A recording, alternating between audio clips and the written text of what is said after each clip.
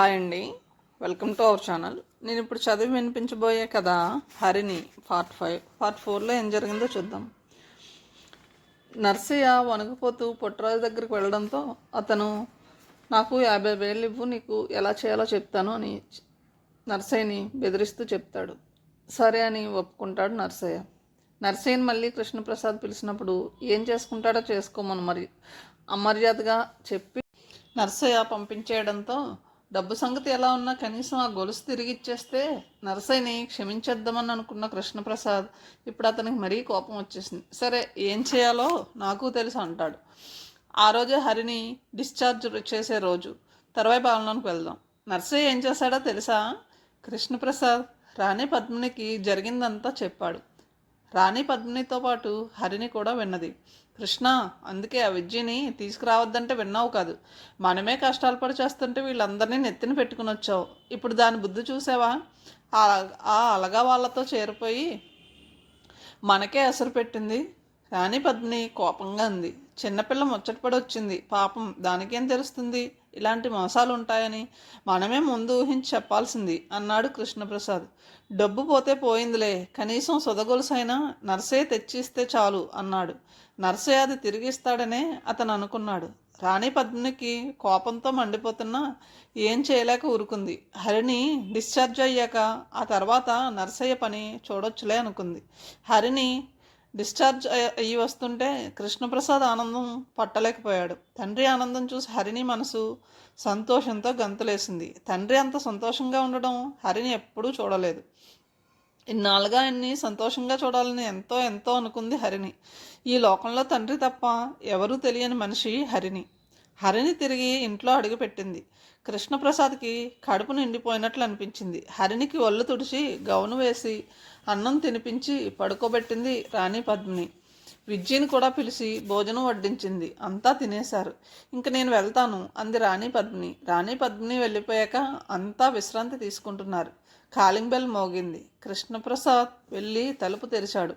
ఎదురుగా పోలీసులు. కృష్ణప్రసాద్ ఎవరు? పోలీస్ ఇన్స్పెక్టర్ అడిగాడు. నేనే, యు ఆర్ అండర్ అరెస్ట్ అన్నాడు ఇన్స్పెక్టర్ కరుగ్గా. కృష్ణప్రసాద్కి మతిపోయినట్లయింది. ఎందుకు అన్నాడు. హరినికి మాటలు విని మెలకువ వచ్చింది. ఇంట్లో పోలీసుల్ని, వాళ్ళు తండ్రితో మాట్లాడుతున్న తీరుని చూసి హరినికి ఏమీ అర్థం కాలేదు. అయోమయంగా చూస్తుంది. అదంతా స్టేషన్లో మాట్లాడు. పాప మాతోరా అన్నాడు ఇన్స్పెక్టర్. ఆ పాప ఎందుకు? కృష్ణప్రసాద్ అడిగాడు. ఈ కేసులో ఆ పాప ప్రధాన సాక్షి. అసలు మీరేం మాట్లాడుతున్నారు? నన్నెందుకు అరెస్ట్ చేస్తున్నారు? కృష్ణప్రసాద్ అయోమయంగా అడిగారు. అంతలోనే కొంతమంది రిపోర్టర్లు, ఫోటోగ్రాఫర్లు వచ్చేశారు. పొట్టిరాజు కృష్ణప్రసాద్ తప్పించుకుంటాడేమో, డబ్బున్నవాడు కదా, మీరు రావాలి, వచ్చి అతని ప్రయత్నాలు అడ్డుకుని ఆ పాపను రక్షించండి అని చెప్పాడు. అన్నిటికీ సాక్ష్యాలు ఉన్నాయి. డబ్బుందని మీరు ఏ వేషాలు పడితే ఆ వేషం వేయడానికి కుదరదు. మీడియా అంతటికీ ఈ విషయం తెలిసిపోయింది. పిచ్చి ప్రయత్నాలు మాని మాతో సహకరించి మీ నేరం ఒప్పుకోవడం మంచిది అన్నాడు ఇన్స్పెక్టర్ కటువుగా. కృష్ణప్రసాద్ని విద్యని తీసుకుని బయటకు నడిచాడు ఇన్స్పెక్టర్. డాడీ అరిచింది హరిని. కృష్ణప్రసాద్ ఒక్కసారిగా వెనక్కు ఆగాడు. పోలీసుల వలయం నుంచి తప్పించుకుని తటాలను హరిణిని చేరుకున్నాడు. డాడీ హరిని చేతులు చాచింది. కృష్ణప్రసాద్ ఆమెని అక్కన చేర్చుకున్నాడు. భయపడకు హరిని, ఏం కాదు. మనలో తప్పు లేనప్పుడు ఎందుకు భయపడాలి? దేవుడున్నాడు, అంతా చూసుకుంటాడు. ప్లీజ్ ఏడవకు, అత్తకి ఫోన్ చెయ్యి అన్నాడు హరిని వీపు నిమురుతూ. పదండి అన్నాడు ఇన్స్పెక్టర్. కృష్ణప్రసాద్ పోలీసుల వెంట నడిచాడు. హరినికి కాళ్ళు చేతులు వణుకుతున్నాయి. మనిషి నిలువునా కంపించిపోతుంది. చుట్టూ చూసింది. పట్టించుకునే నాదుడు లేడు. ఇద్దరు మాత్రం బయటకు వచ్చి చూసి హరిని అటువైపు చూడగానే తలుపు మూసుకున్నారు. కృష్ణప్రసాద్ పోలీసులతో వెళ్తుంటే ఫ్లాట్లలో వాళ్ళు చూడనట్లు నటించారు. ఏమైందని అడిగిన వాళ్ళు లేరు.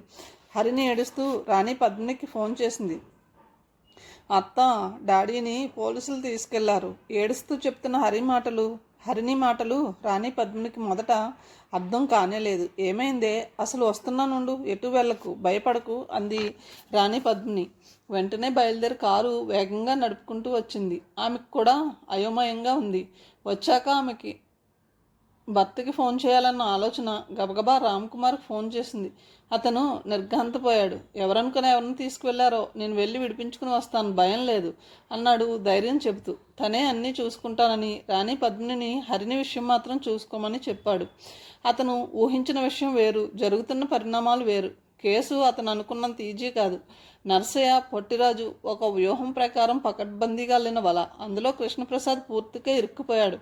విజయ ఇంట్లో పనిపిల్లని, చిన్నపిల్లల్ని పనిలో పెట్టుకోవడం నేరమని, కృష్ణప్రసాద్ ఆమెతో వెట్టి చాకరీ చేయించుకుంటూ ఊరి నుంచి ఇక్కడికి కూడా బలవంతంగా తీసుకొచ్చాడని, ఆమె పట్ల క్రూరంగా ప్రవర్తించేవాడని కేసు బనాయించారు. అంతేకాదు కృష్ణప్రసాద్ ఆమెని లైంగిక వేధింపులకు కూడా గురి చేశాడని, 2 సార్లు ఆ పాప పట్ల అసభ్యంగా ప్రవర్తిస్తుంటే తను అడ్డుకోపోతే కృష్ణప్రసాద్ తనని ఏం చేస్తానో చూడని బెదిరించాడని నర్సయ్య కంప్లైంట్ ఇచ్చాడు.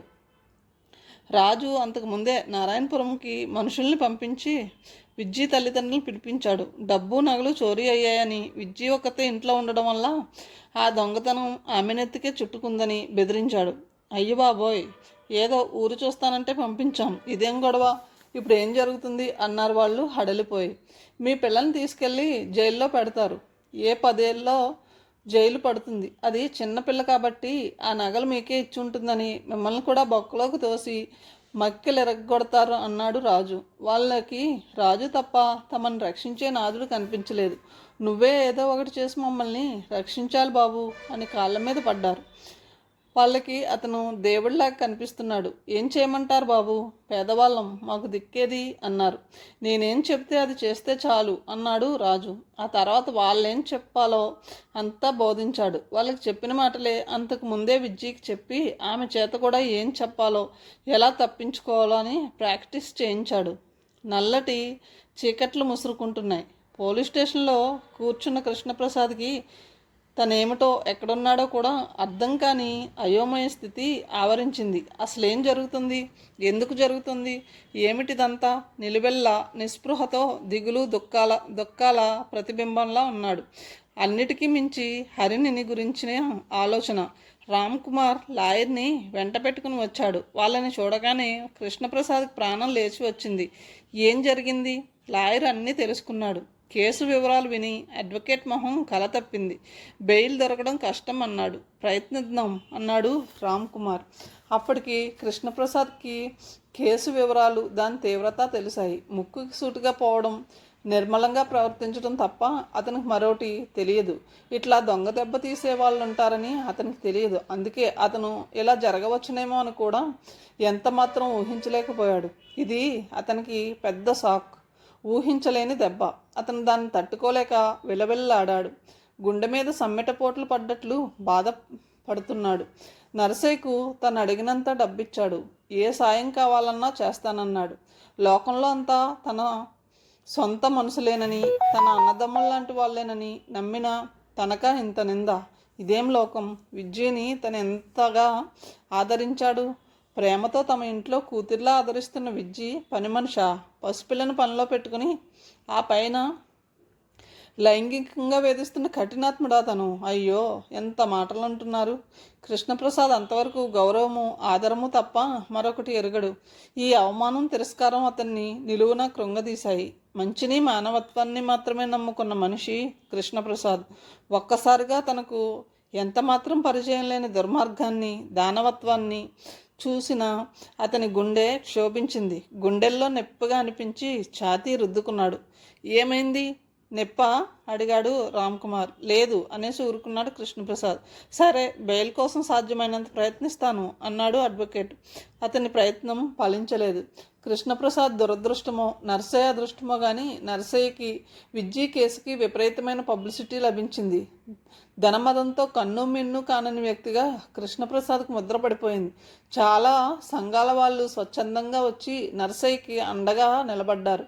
కృష్ణప్రసాద్ రాక్షసుడు లాంటి మనిషిని, అతనికి బెయిల్ ఇస్తే సాక్ష్యాలు తారుమారు చేసి సాక్షులను బెదిరించడం జరుగుతుందని వాదనలు జరిగాయి. కృష్ణప్రసాద్కి బుద్ధి చెప్పి తీరాలని, అతనికి శిక్ష పడాలని ధర్నా కూడా జరిగింది. నర్సయ్య తన డబ్బు నగలు తీసుకున్నాడని కృష్ణప్రసాద్ చెప్పిన మాటలు ఎవ్వరూ వినలేదు. లక్షల్లో డబ్బు గొలుసు ఇంట్లో ఉంచి చిన్నపిల్లను వదిలేసి వెళ్ళేంత అమాయకుడువా అని అడిగారు. వాచ్మెన్ నన్ను నమ్మించాడు. పాపని తన కూతురిలా చూసుకుంటానని, ఇంటికి ఎవరూ రాకుండా చూస్తూ ఉంటానని అన్నాడు. నమ్మాను అంటే అంతా నవ్వేశారు. మరి అవి పోయినప్పుడు ఎందుకు రిపోర్ట్ ఇవ్వలేదు? తిరిగి ప్రశ్నించారు. ఆ కళ్ళల్లో అనుమానం, అవహేళన, తిరస్కారం కృష్ణప్రసాద్ని నిలువున కృంగదీశాయి. బంధుమిత్రుల్లో అంతా అతని చేత ఏదో విధంగా సాయం పొందిన వాళ్లే. కానీ అతను ఇలాంటి కేసులో ఇరుక్కున్నాడని తెలియగానే వాళ్ళల్లో ఒక్కళ్ళు కూడా అతన్ని చూడడానికి రాలేదు. రాణి పద్మిని కొందరిని కలిసి సాయం అడుగుదామని ప్రయత్నించింది. ఇంట్లో ఉండే లేనట్లు చెప్పించారు వాళ్ళు. కొంతమందికి ఫోన్లు చేసింది. రాణి పద్మిని ఫోన్లు చేస్తున్నప్పుడు హరిణి అక్కడే ఉంది. మాకు కేసులంటే భయం, అయినా ఏదో ముందే సెటిల్ చేసుకోవాల్సింది. ఇలా ఇంతదాకా తెచ్చుకుంటే ఎలా? ఈ మాటలు అన్నవాళ్ళు చాలా కొద్దిమంది. మిగతా వాళ్ళైతే ఫోన్లో కూడా దొరకకుండా జాగ్రత్త పడ్డారు. ఏమైందత్తా, ఎందుకు ఇలా జరుగుతుంది? ఏడుస్తూ అంది. కేసు గురించి హరిణికి కూడా అర్థమైపోయింది. రాణి పద్మిని హరిణిని దగ్గరకు తీసుకుని బావురమంది. అయ్యో, ఏం చెప్పనే, నల్లనివన్నీ నీళ్లు, తెల్లటివన్నీ పాలు అనుకుంటాడు మీ పిచ్చి డాడీ. పాముకి పాలు పోసి పెంచినట్లు అపాత్రదానం చేసి అంతా పోగొట్టుకున్నాడు. పోనీలే, డబ్బు పోయినా మనుషులన్నా బాగున్నారనుకుంటే నువ్వు ఇలా చేసావు. ఆ తద్దినం విజ్జిని వద్దన్నా హైదరాబాద్ తీసుకొచ్చావు. అది ఇప్పుడు ఆ నర్సయ్యతో చేరి సొమ్ములన్నీ వాడికి చేరేసింది. ఏది పోయినా ఊరుకునేవాడే మీ వెర్రిడాడి. కానీ మీ మమ్మీ గొలుసు తీసుకునేసరికి ఎక్కడ లేని పట్టుదల వచ్చింది. అంతా మన కర్మ. దాని బుద్ధి చూడు. ఫ్రెండ్ అని నువ్వు చంకలు కొట్టుకుంటూ తెచ్చావు. అది శుభ్రంగా మెక్కి తిన్న ఇంటివాసాలు లెక్కబెట్టింది. ఇప్పుడు చూడు, దాన్ని పని మనిషిగా పెట్టుకున్నాడని, ఇంకేదో చేశాడని అంటున్నారు.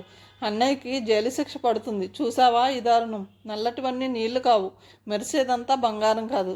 మనుషుల్లో రాక్షసులే అందరూ. ఒక్కో సత్యము బోధపడుతుంది హరిణికి. హరిణి అణువణువు డాడీ అని పరితపించిపోతుంది. ఆ చల్లటి గుండెలో తలదాచుకోవాలని, ఆయన తినిపిస్తుంటే అన్నం తినాలని, ఆ చేతుల్లో నిద్రపోవాలని అంతులేని తపన, ఆవేదన. దేవుడు లాంటి డాడీ మీద ఇంత నింద మోపుతుందా ఈ లోకం? అన్ని విధాలా సాయం పొంది కూడా ఒక్కరు కూడా కనీసం ఇటు మొహం కూడా తిప్పలేదు. ఇదా లోకుల మనస్తత్వం? లోకంలోని కుళ్ళు స్వార్థం చూసి హరిణికి మతిపోయినట్లయితుంది. డాడీ, ఈ లోకం ఇంత దుర్మార్గమైందని ఎందుకు కనిపెట్టలేకపోయావు డాడీ? హరిణి గుండె ఆక్రోశిస్తుంది. రాణి పద్మినికి ఇక మిగిలిన ఒకే ఒక్క ఆశ ఆమె తల్లిదండ్రుల సాక్ష్యం. వాళ్ళ కోసం ప్రయత్నించింది. ఎవరో హైదరాబాద్ నుంచి వచ్చి తీసుకెళ్లారు, ఇక్కడ వాళ్ళు ఎవరూ లేరు అన్నారు. ఎవరొచ్చారో, ఎవరు తీసుకెళ్లారు? నర్సయ్య అయి ఉంటాడు. రాణి పద్మిని మనసు కీడు శంకించింది. తిరిగి హైదరాబాద్ వచ్చింది. హార్ట్ ఆపరేషన్ జరిగిన పసిపిల్ల హరిణిని చూసుకోవడం ఒక పక్క, కృష్ణప్రసాద్ కేసు సంగతి మరో పక్క రాణి పద్మినిని ఉక్కిరిబిక్కిరి చేస్తున్నాయి.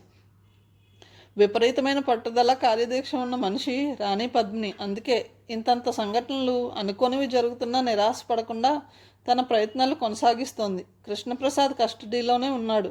కేసు కొనసాగుతుంది. ఆ రోజు కోర్టులో హియరింగ్. కృష్ణప్రసాద్ కడా ఆశతో ఉన్నాడు. ఏమూలో ఆశ. విజ్జి తల్లిదండ్రులు విజ్జి తనకు అనుకూలంగా సాక్ష్యం చెప్తారేమోనని. ముందుగా నర్సయ్య సాక్ష్యం, ఆ తర్వాత విజ్జి తల్లిదండ్రులు చెప్పారు. ఈ కృష్ణప్రసాద్ బాబు అంటే మాకు చాలా భయం. అందుకే ఇష్టం లేకున్నా పిల్లని పనిలో చేర్పించాం. లేకుంటే మమ్మల్ని చంపేస్తాడేమోనని భయం వేసింది. వద్దు బాబు, మా పిల్లని మా కళ్ళ మీద ఉంచు చాలు అని కాళ్ళ మీద పడి వేడుకున్నా ఆయనకి కనికరం లేకపోయింది.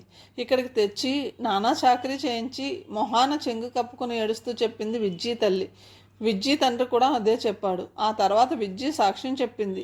కృష్ణప్రసాద్ తన తల్లిదండ్రులను బెదిరించి తనను పనిలోకి తీసుకున్నాడని, బలవంతంగా హైదరాబాద్కు తీసుకొచ్చాడని, ఎవరూ లేనప్పుడు ఒళ్ళంతా ఎక్కడెక్కడో తడిమేవాడని చెప్పి ఏడ్చింది. కృష్ణప్రసాద్ కళ్ళు విప్పార్చుకుని వింటున్నాడు.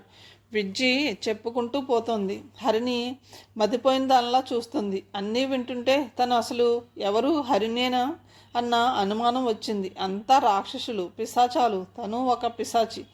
తన మూలంగానే డాడీ విజ్జిని హైదరాబాద్ తెచ్చారు. ఆయన మంచితనానికి ఇదా శిక్ష? తనకు అంత చేసిన డాడీకి తను తిరిగి ఇచ్చింది ఇదా? తామంతా పిశాచాలు. అంతా కలిసి డాడీని పీక్కు తింటున్నారు. అయ్యో డాడీ, ఇంత అమాయకంగా ఎందుకున్నావు డాడీ? హరిణి గుండె ఆక్రోశిస్తుంది. విజ్జి సాక్ష్యం ముగిసింది. అంతా వాళ్ళ వైపే చూస్తున్నారు. ఇంతలో దబ్బుమన్న చప్పుడు. అందరూ ఉలిక్కిపడేట్టు చూశారు. కృష్ణప్రసాద్ గుండె పట్టుకుని నేల మీదకి ఒరిగిపోయి ఉన్నాడు. డాడీ! హరిణి బిగ్గరగా ఏడ్చింది. కృష్ణప్రసాద్ని హాస్పిటల్కి తరలించారు.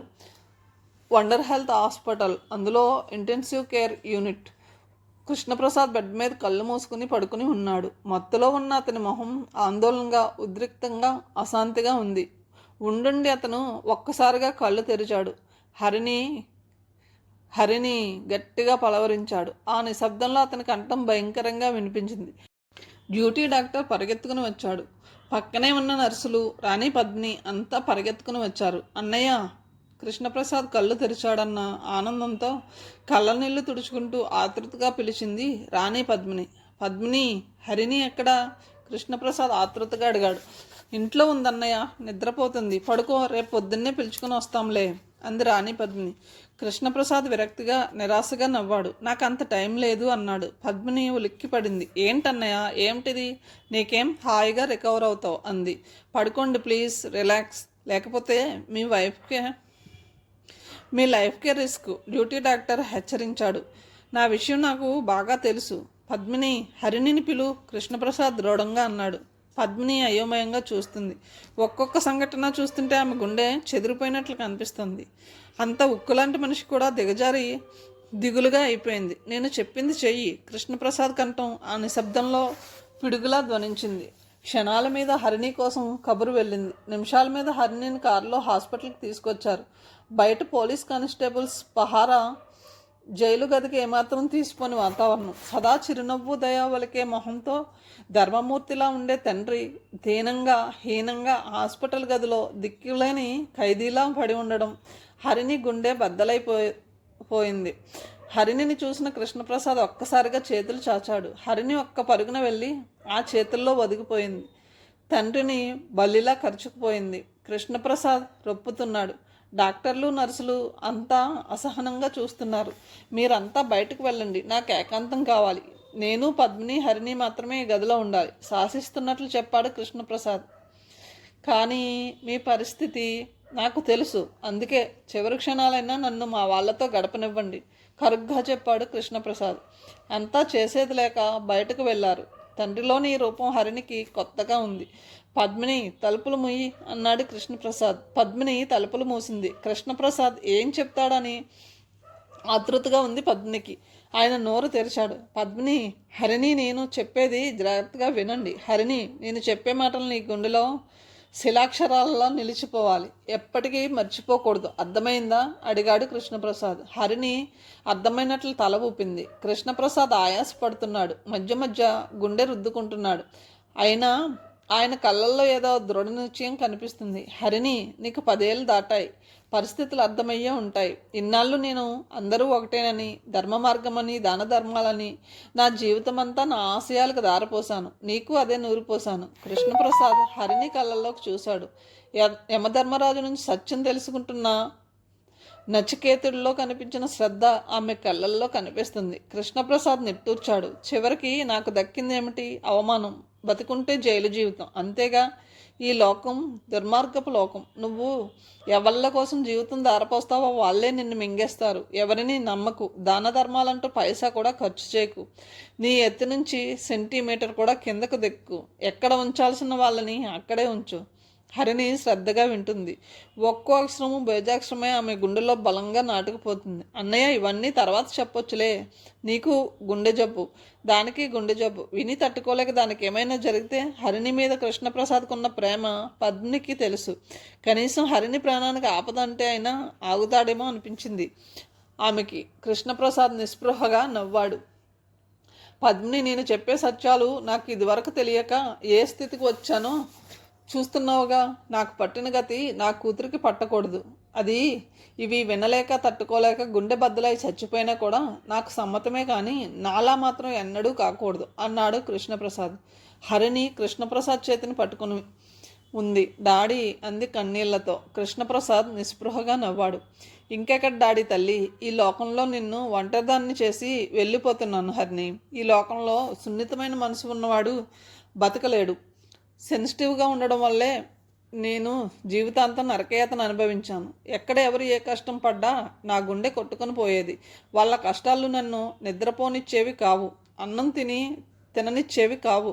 అన్నీ ఉన్నా ఎప్పుడు అశాంతిగానే గడిపాను. నువ్వు అలా ఉండకూడదు. నీ గుండె బండలా చేసుకోవాలి. ఎవరికే కష్టం వస్తే మనకేంటి? వాడు కిందటి జన్మలోనో ఈ జన్మలోనో ఏవో పాపాలు చేసి ఉంటాడు. ఎవడు చేసుకున్న దానికి వాడు అనుభవిస్తాడు. మధ్యలో మనం బాధపడడం దండగ. జీవితంలో ఎన్నడూ ఎవరి గురించి ఆలోచించకు, ఎవరికి సాయం చేయకు అన్నాడు కృష్ణప్రసాద్. హరిని తల ఊపింది. కృష్ణప్రసాద్ పద్మిని వైపు తిరిగాడు.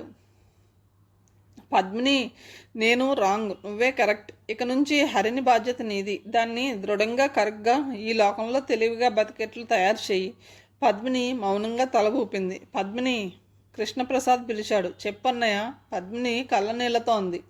పద్మిని, నేను ఈ ప్రపంచం మీద రోతతో వెళ్ళిపోతున్నాను. నిజానికి ఇలాంటి దుర్మార్గపు లోకంలో బతకకుండా చచ్చి దీనికి దూరంగా వెళ్తున్నందుకు నాకు సంతోషంగా ఉంది కూడా. పద్మిని, పద్మిని. కృష్ణప్రసాద్ చెప్పలేక ఒప్పుతున్నాడు. పద్మిని మౌనంగా వింటుంది. శిలలాంటి ఆమెకి ఈరోజు ఆగని జలపాతంలా కన్నీళ్లు కారిపోతున్నాయి. పద్మిని, నీ సమర్థత మీద నాకు నమ్మకం ఉంది. నీకు మరొక పని కూడా అప్పచెప్పి వెళ్తున్నాను. అన్నయ్య, అదేదైనా ఎంత కష్టమైనా సంకోచించకు, చెప్పు, నేను చేస్తాను అంది పద్మిని. పద్మిని, నాకు ఈ మనుషులందరంటే అసహ్యం పుట్టింది. నాకు ఈ ప్రపంచంలో నువ్వు హరిని తప్ప మరెవ్వరూ లేరు. నేను పోయాక ఈ మనుషులెవ్వరూ నా శవాన్ని తాకనైనా తాకకూడదు. అవునన్నయ్య. వాళ్ళకి నిన్ను తాకే అర్హత కూడా లేదు. పద్మిని కసిగా అంది. పద్మిని, అందుకే చెబుతున్నాను, నేను చచ్చాక నా అంత్యక్రియల భారం మొత్తం నీదే. నువ్వు హరిని మాత్రమే చెయ్యాలి. ఇంకొకళ్ళ సాయం తీసుకోకూడదు. ఎవరు కనీసం నా శవపేటికను కూడా తాకకూడదు. ఇది నా కోరిక కాదు, నా ఆజ్ఞ. ఎలా చేస్తావో ఏం చేస్తావో నాకు తెలియదు. దీన్ని జాగ్రత్తగా పూర్తి చేయవలసిన బాధ్యత నీదే. కృష్ణప్రసాద్ ఆయాసపడుతూ చెప్పాడు. పద్మిని అయోమయంగా చూసింది. తను ఆడది, హరిని చిన్నపిల్ల. తామిద్దరే కలిసి చావు ఎలా జరిపించగలరు? కానీ అన్నయ్య కోరిక నెరవేర్చడం తప్ప ఇంకేది ఆలోచించదలుచుకోలేదు పద్మిని. హరిని, ఇక నుంచి అత్తయ్య నీకు డాడీ మమ్మీ అన్నీ అత్త చెప్పినట్లు వినాలి అన్నాడు. హరిని తల ఊపింది. హరిని, జాగ్రత్త. చచ్చిపోయినా నీ డాడీ నీకు తోడుగా ఉంటాడు. నువ్వు ఇప్పుడు గుండె జబ్బు హరినివి కాదు. అందరికీ ఒకే గుండె ఉంటుంది, కానీ నీకు 2 గుండెలు. నా గుండె నీ గుండెకి జత చేసి వెళ్తున్నాను. 2 గుండెల బలం నీది. నీకు నా ఆశీస్సులు ఎప్పుడూ తోడుగా ఉంటాయి హరిని. నా తల్లి, నీకు ఎదురులేదురా. కృష్ణప్రసాద్ పెదవులు హరిణిని నుదుటిని ముద్దాడాయి. ఆయన చెయ్యి ఆమె తల మీద నిలిచి ఆశీర్వదించింది. అంతే. మరుక్షణం ఆయన శరీరం నిర్జీవంగా వాలిపోయింది. డాడీ! హరిని వివ్యాహలంగా అరిచింది. అన్నయ్య! రాణి పద్మిని భోరుమంది. గది తలుపులు ధడాలను తెరుచుకున్నాయి. అంతా పరిగెత్తుకుని లోపలికి వచ్చారు. ప్రాణం లేని కృష్ణప్రసాద్ దేహాన్ని చూసి అంతా అవాక్కయ్యారు. నా గుండె నీ గుండెకి జత చేసి వెళ్తున్నాను. కృష్ణప్రసాద్ మాటలు అక్షర సత్యాలయ్యాయి. చావు అంటే హరినికి కొత్త ఏం కాదు. తాతయ్య నాన్నమ్మల చావులు చూసింది. ఆ పైన తల్లి చావు చూసింది. తను స్వయంగా మృత్యువుకి చేరువైన క్షణాలు ఎన్నో.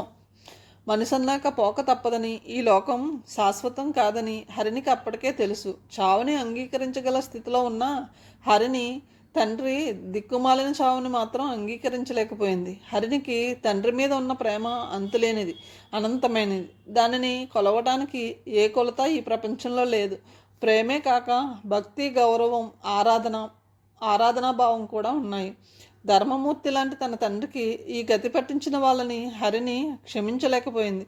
తండ్రి అంటే ఉన్న ఆరాధన వల్ల ఆయనకి జీవితంలో జరిగే ప్రతి సంఘటన మీద హరినికి ఖచ్చితమైన అభిప్రాయాలు ఉన్నాయి. ఆ చిన్న మనసులో ఎన్నో ఊహలు. ఆయనకు వైభవంగా షష్ఠిపూర్తి జరిపించాలి. సినిమాల్లో చూపించినట్లు పూలు పాటలు, జరీ బట్టల్లో మెరిసిపోతున్న తండ్రి ఆయన వయసు అయిపోయాక చచ్చిపోతే అప్పుడు బంధుమిత్రులంతా వచ్చేస్తారు. ఆయన మంచితనాన్ని, దాతృత్వాన్ని పొగుడుతారు. పూల రథంలో ఉన్న లారీలో ఆయన అంతిమయాత్ర సాగుతుంది. చందనం చెక్కలతో ఆయనకు దహనం జరుగుతుంది. అనాయాస జీవనం, సునాయాస మరణం, వీటిని కోరుకొని మనిషి ఉండడు. అలాగే తన వాళ్ళు గౌరవంగా జీవించాలని, జీవితం ఎంతో గౌరవంగా సాగిందో చావు కూడా అంతే గౌరవంగా, డిగ్నిఫైడ్గా జరగాలని ఎవరైనా కోరుకుంటారు. తండ్రి చనిపోయాక జరిగిన తతంగం. గది చుట్టూ పహారా పోలీసుల బోట్ల చప్పుడు, పోస్ట్ మార్టం, అనేక ప్రశ్నలు, వాదోపవాదాలు. చివరికి ఆయన్ని ఎక్కడ దహనం చేయాలన్న విషయం కూడా వివాదాస్పదం. మృతదేహాన్ని అప్పగించడానికి జరిగిన నానా తంతు. ఉదాత్తుడు, ధర్మమూర్తి అయిన తన తండ్రి పొందిన అవమానం, చచ్చిన దిక్కులేని చావు హరినికి ఎన్నడూ మర్చిపోలేకపోయింది. ఆయన చావుకి కారణమైన వాళ్ళ మీద కసితో ఏ సాయం చేయకుండా, ఆఖరికి ఓదార్పు కూడా కరువు చేసిన ఈ సమస్త లోకం మీద పగతో ఆమె గుండె బద్దలైపోయింది. రాణి పద్మిని, ఆమె భర్త హరిని ఉన్న నారాయణపురం వైపు దూసుకుపోతుంది. దాన్ని రాణి పద్మిని భర్త రామ్కుమార్ నడుపుతున్నాడు. వ్యాన్లో కృష్ణప్రసాద్ మృతదేహం.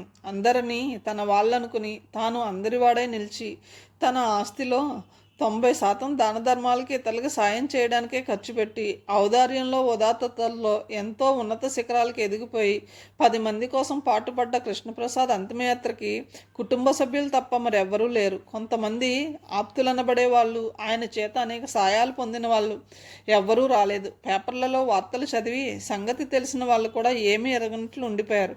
ఎవ్వరూ రాలేదు. రాణి పద్మిని బావగారు తోటికోడలు మాత్రం వచ్చారు. ఇట్లాంటి పరిస్థితిలో ఏం చేయాలో తెలియక మౌనంగా చూస్తూ ఉండిపోయారు. మేం చూసుకుంటాంలే, మీరు వెళ్ళండి అని రాణి పద్మిని వాళ్ళను కూడా పంపించేసింది. మల్లెపువ్వుల స్వచ్ఛమైన మనసుతో జీవించిన కృష్ణప్రసాద్ మెడలో మల్లెపూల దండ కాదు సరికదా, ఏ దండా లేదు. ప్రపంచంలోని అన్యాయాన్ని చూడలేక కళ్ళు మూసుకున్న ఆయన నుదుట ఎవరూ తిలకం తీర్చిదిద్దలేదు. అనాథ ప్రేతంలా, దిక్కులేని శవంలా హాస్పిటల్ వాళ్ళు కట్టిన బట్టలోనే వ్యాన్లో తీసుకువెళ్తున్నారు. హరిణి ఆయన్నే తదేకంగా చూస్తోంది. ఆమె కళ్ళల్లో నీళ్లు లేవు, గుండెలో కోత, కళ్ళల్లో పగ. రాణి పద్మినికి కొన్నాళ్ల క్రితం తమ ఇంటి పక్కన నివసించిన భూపేశ్ గుర్తుకొచ్చాడు. భూపేశ్ వరఫ్ భూపి పెద్ద రౌడీ, గోండా. గుడిసె స్థాయి నుండి బంజారా హిల్స్లో మేడ స్థాయికి కేవలం గోండాగిరి ద్వారా ఎదిగిన మనిషి. అందరినీ బెదిరిస్తూ బ్లాక్మెయిల్ చేస్తూ కోట్లు గడించాడు. దౌర్జన్యం, భూ కబ్జాలు, కత్తిపోట్లు, మానభంగాలు ఒకటేమిటి, గోండాగిరి, దాదాగిరిలో అతను చేయని ఆకృత్యాలు లేవు. అతను ఎంత దుర్మార్గుడో తెలిసినా జనం అతనికి నీరాజనాలు పట్టేవాళ్ళు. ఉన్నట్టుండి ఒకరోజు తాగి టపిమని చచ్చాడు. అతను చచ్చాక కూడా జనం అతనికి భయపడి చచ్చారు. అతని అనుచరవర్గం తమనేమన్నా చేస్తారేమోనని భయపడ్డారు. ఇంత పవర్ఫుల్ ఫెలో కాబట్టి చచ్చి కూడా ఏం ఏడిపిస్తున్నాడోనని జడుచుకున్నారో తెలియదు. కానీ భూపి చచ్చాక కూడా అతన్ని చూడటానికి జనం బోల్డంతమంది వచ్చారు. సినీ తారలు, టీవీ నటులు కూడా వచ్చారు. వాళ్ళని చూడడానికి జనం విరగపడ్డారు. పూలదండలతో అతని దేహం మొత్తం నిండిపోయింది. యుద్ధ వీరులకి తీర్చిదిద్దినట్టుగా వీరతిలకం దిద్దారు. ఇంటి దగ్గర సెంటర్లోనూ అంతా నల్ల జెండాలు ఎగరేశారు. అతని ఫోటో పెట్టి పూలమాల వేశారు. అతని అంతిమయాత్రకి సిద్ధం చేసిన వారే లారీ పూల రథంలా తయారైంది. దారి పొడవునా భూపేశ్ అమర్ హై, జబ్ తక్ సూరజ్ చాంద్ రహేగా, భూపేశ్ కే నామ్ రహేగా అని నినాదాలు మిన్నుముట్టాయి. పూలు చల్లారు, నోట్లు విసిరారు. చందనపు చెక్కలు, నెయ్యి వగైరాలతో అతని కాష్టం వెలిగిపోయింది. బతుకునన్నాళ్ళు అందరినీ బెదిరించి దోచుకుని దౌర్జన్యం చేసిన స్ట్రీట్ రౌడీకి అంత గొప్ప అంతిమయాత్ర. జనం నివాలి. జీవితమంతా మంచి కోసం పాటుపడి ఎప్పుడూ ఎవరికే సాయం చేద్దామా అని ఆరాటపడ్డ మనిషికి ఇలాంటి నీచమైన చావు. ఏమిటి ఘోరం, ఏమిటి లోకం? కృష్ణప్రసాద్ చివరి కోరిక ఎవరికీ తెలియదు. అయినా కూడా ఎవ్వరూ రాలేదు. ఎక్కడా ఏది చుట్టుకుంటుందోనని భయం. మనకెందుకు వచ్చిన గొడవ అని స్వార్థం. మంచి వాళ్ళకి బతికే కాదు, చావు కూడా కష్టంగానే ఉంటుందేమో. అసలు ఇందుకే కాబోలు మనుషులంటేనే రోత పుట్టి కృష్ణప్రసాద్ అంత దారుణమైన కోరిక కోరాడు. రాణి పద్మినికి దుఃఖం ఆగలేదు. నోట్లో కొంగు కూక్కుని వెక్కి ఏడుస్తోంది. హరిణి అతని వైపు చూసింది. రాణి పద్మిని తనను తాను సంభాళించుకుంది. తను కూడా బేజారైపోతే పాపం చిన్నారి హరిణి ఏమైపోతుంది? అన్నయ్య హరిణిని తన చేతిలో పెడుతూ అన్న మాటలు ఆమె చెవుల్లో మారుమోగుతున్నాయి. పట్టుదలతో రాణి పద్మిని పెదవులు బిగుసుకున్నాయి. ఆమె చెయ్యి హరిణి చేతిని బలంగా పట్టుకుంది. కృష్ణప్రసాద్ పోయాడనగానే నారాయణపురంలోని బీదీ బిక్కి తల్లడిల్లిపోయారు. ఆయన శవాన్ని చూడాలని పరిగెత్తుకుని వచ్చారు. కానీ రాణి పద్మిని ఆమె భర్త ఎవరిని లోపలికి రానివ్వలేదు. సుధా నిలయం గేట్లు మూసుకున్నాయి. పొండి, బతుకున్నన్నాళ్ళు ఆయన్ని పీక్కు తిన్నారు.